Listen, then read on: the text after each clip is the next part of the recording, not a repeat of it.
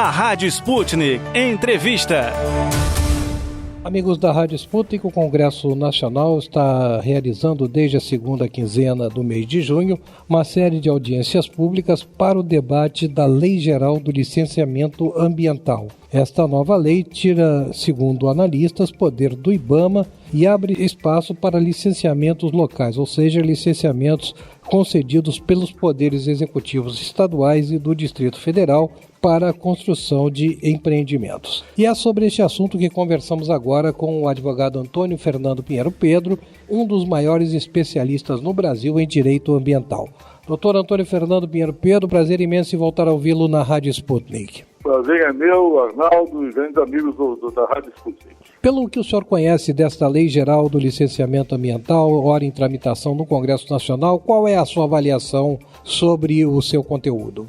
Bom, primeiro, Arnaldo, era necessário uma legislação mais uniforme que valesse para toda a federação, né? De início, eu mesmo era cético em relação a uma lei geral de licenciamento ambiental, porque eu entendia que os traçados gerais de um licenciamento já estavam postos na Lei de Política Nacional de Meio Ambiente, que é de 1981, né? Foi, obviamente, alterada ao longo dessas décadas, mas lá você encontra o que é a licença prévia, para que ela serve, quais são as 3 fases do licenciamento ambiental brasileiro, que é um licenciamento único no mundo, né? É uma licença em 3 fases, né? Tem a licença prévia, a licença de instalação e a de operação, né? E o estudo de impacto ambiental, né? Que seria um instrumento de avaliação de impacto para obras de significativo impacto sobre o meio ambiente. Como, por exemplo, a construção de rodovias. Maneira, sempre existiram na nossa legislação. Por que, então, de uma lei geral? Essa lei geral começou a ser introduzida até no período dos governos petistas, né? Por quê? Porque o próprio Lula, né, quando começou a desenvolver aquele plano de crescimento, né, percebeu os impressionantes entraves que eram ocasionados no licenciamento ambiental para os projetos de infraestrutura, né?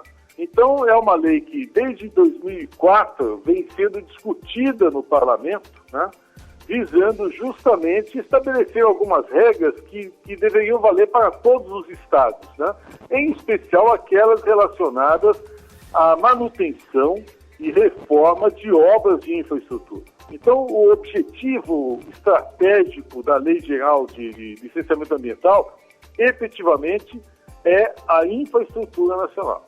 O senhor concorda que esta lei tire poder do IBAMA e abre espaço para licenciamento concedido pelos executivos estaduais do Distrito Federal?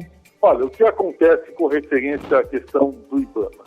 No período anterior ao período da proposta da lei, que é o período de Lula e Dilma, né, você já tinha, de certa maneira, uma descentralização muito acentuada, né? O IBAMA, ele, na verdade, ele acaba agindo nominalmente, ou seja, algumas obras estão relacionadas ao interesse da federação, da União Federal. A maioria do licenciamento, o grande peso do licenciamento, sempre foi das agências estaduais, né? São os estados que efetivamente passam a licenciar. E, aliás, licenciam até demais, porque muita coisa deveria ser licenciada pelos municípios também. A regra geral do licenciamento ambiental é de que, em âmbito de competência comum, somente uma unidade da federação licencia pelas demais.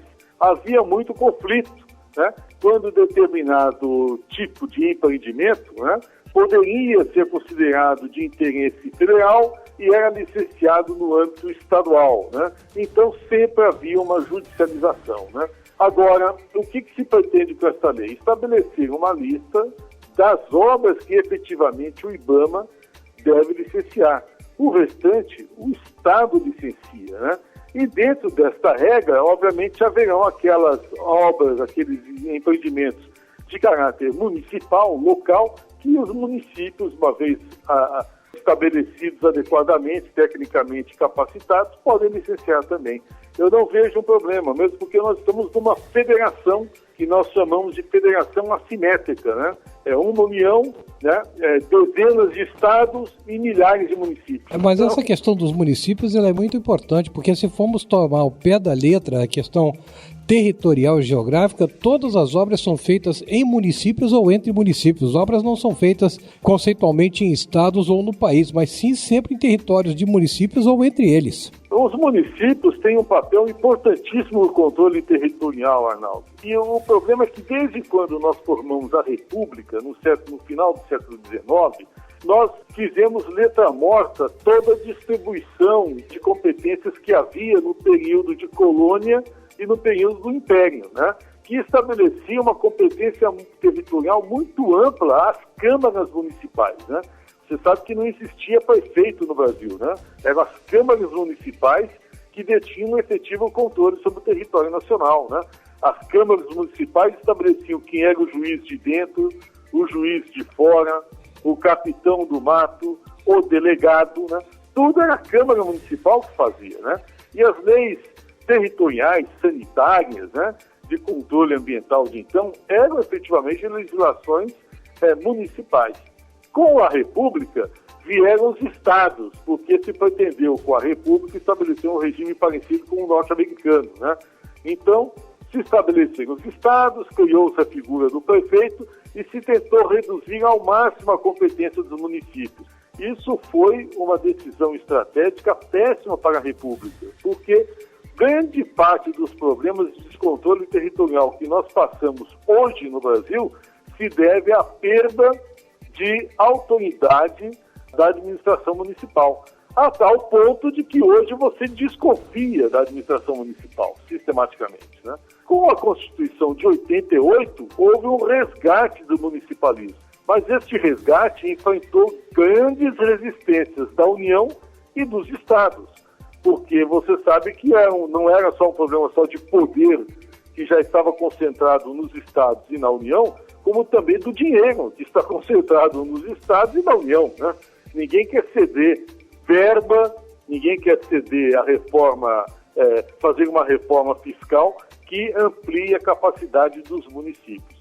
Acredito que agora o que a gente está observando, não só nessa lei, mas em várias outras, é a força das frentes municipalistas, né, visando começarem a retomar o espaço de controle do território nacional por parte das autoridades locais dos municípios. Doutor Antônio Fernando Vieira Pedro, há analistas que interpretam esta lei como uma possibilidade de ela vir a gerar chamada guerra fiscal ambiental entre estados, entre municípios. Como o senhor vê essa questão? Olha, guerra fiscal entre estados, entre municípios é uma realidade em qualquer federação no mundo todo, né? Então, não é uma disputa que a gente deva ver do ponto de vista, uma disputa que a gente deva observar do ponto de vista negativo. Às vezes ele é até positivo. Vários municípios precisam atrair investimentos. Então, é óbvio que eles têm condições e devem ter condições de estabelecer critérios de licenciamento que facilitem determinadas atividades em relação a outras, né? Mas nós também temos em nossa Constituição, e isso já está sendo aplicado, a necessidade de cada município desenvolver o seu plano diretor. Então, é o momento agora de nós enxergarmos a legislação não como Jack o Estripador, por partes, mas sim como um organismo só, onde todas essas leis funcionem. Então, que a gente possa ter um planejamento territorial adequado dentro de cada município, os municípios estabelecendo qual será a vocação deles, há municípios turísticos, há municípios preservados em termos de belezas naturais e há municípios destinados ao desenvolvimento industrial.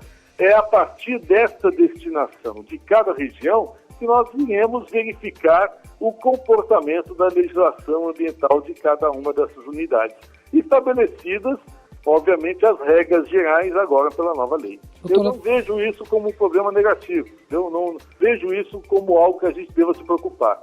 O que está acontecendo é a perda de poder da burocracia ambiental, e é por isso que ela está reagindo.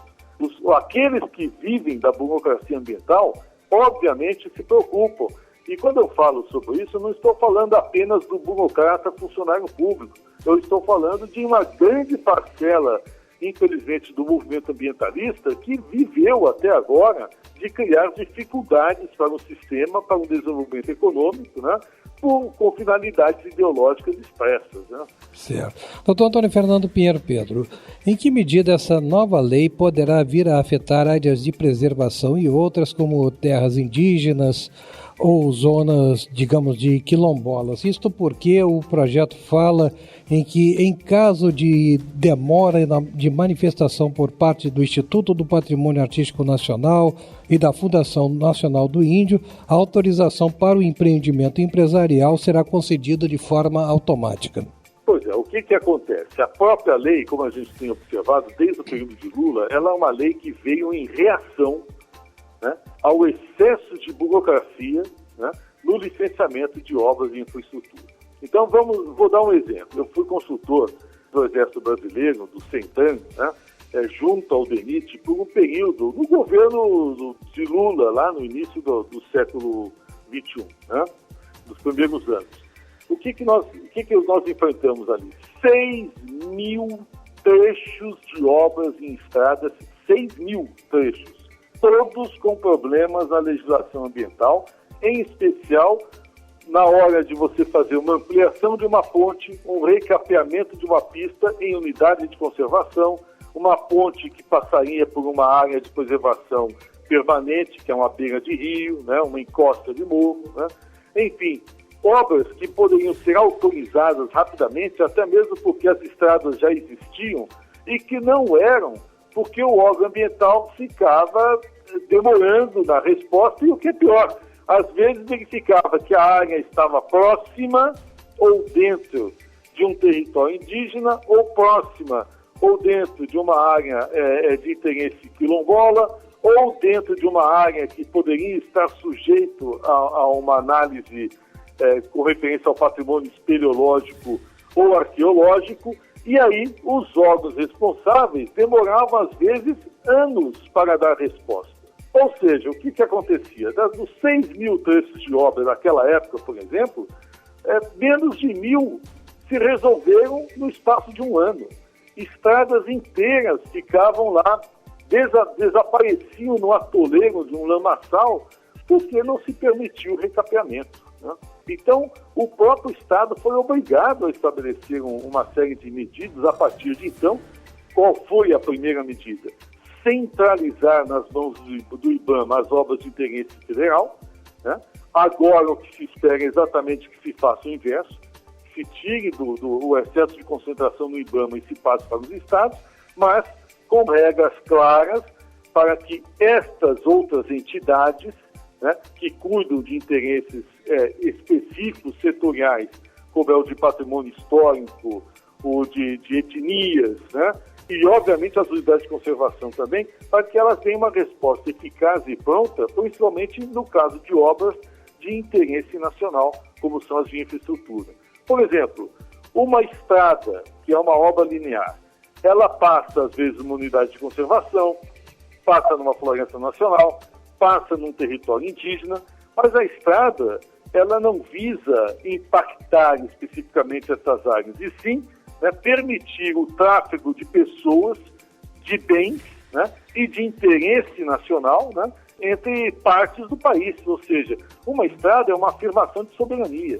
Então não é possível que quando você vai fazer um recapeamento de uma estrada, e eu vou dar um exemplo claro aqui, BR-163, BR-230, BR-154, BR-158, que são as estradas amazonenses principalmente, né, não é possível que um órgão de preservação demore anos para dar resposta, né, para se autorizar ambientalmente um recapeamento, né, com prejuízos imensos para o escoamento da produção agrícola, né, para a manutenção da segurança nacional, para o transporte de tropas, né, para o transporte de pessoas. Então, nós temos que observar essa preocupação toda, não do ponto de vista, isso vai afetar os índios, isso vai afetar os quilombolas. Não afeta, pelo contrário, melhora a situação deles, porque eles também são beneficiários dessas obras, né? E não é normal que entidades públicas que visam tutelar interesses desses setores, né, se prestem a agir de maneira burocrática e insensível em relação às urgências, né, que o país passa, né, para manter e cristalizar a sua rede de infraestrutura, que é uma afirmação de soberania. Doutor Antônio Fernando Pinheiro Pedro, agradecemos imensamente por mais essa entrevista concedida à Rádio Sputnik, desejamos ao senhor felicidades e como este assunto é bastante polêmico, em breve vamos voltar a solicitar sua opinião, sua avaliação sobre essas questões. Obrigado, Arnaldo, e obrigado aos amigos da Sputnik. Este foi o advogado Antônio Fernando Pinheiro Pedro, especialista em direito ambiental, comentando a Lei Geral do Licenciamento Ambiental, cujas discussões se travam em forma de audiências públicas no Congresso Nacional e posteriormente será encaminhada para votação por parte dos parlamentares.